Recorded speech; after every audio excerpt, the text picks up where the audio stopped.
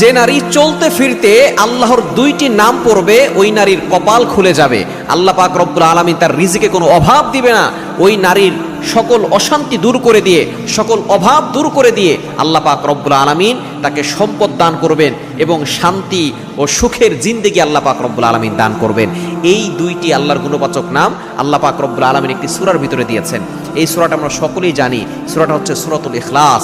এই সূরা ইখলাস এতটা ফজিলতপূর্ণ, যে ব্যক্তি একবার সূরা ইখলাস পড়ে 10 পারা কোরআন শরীফ পড়ার সওয়াব পেয়ে যায়। যে ব্যক্তি 3 বার সূরা ইখলাস পড়ে 1 খতম কোরআন শরীফ পড়ার সওয়াব পায়। কেন? কেন এই সূরার ভিতরে আল্লাহর পরিচয় আছে। নবীজি সাল্লাল্লাহু আলাইহি ওয়াসাল্লাম যখন সকলকে আল্লাহর একত্ববাদের ঘোষণা দিল এবং আল্লাহর দিকে ডাকলো, তখন সকল কাফেররা বলল, আমাদের দেবতা তো অনেক, তোমার আল্লাহ কতজন? আল্লাহ পাক রব্বুল আলামিন সূরা নাজিল করলেন, সূরা ইখলাস। কুল হুয়াল্লাহু আহাদ আল্লাহুস সামাদ লাম ইয়ালিদ ওয়া লাম ইউলাদ ওয়া লাম ইয়াকুল লাহু কুফুয়ান আহাদ। নবী হে, আপনি বলুন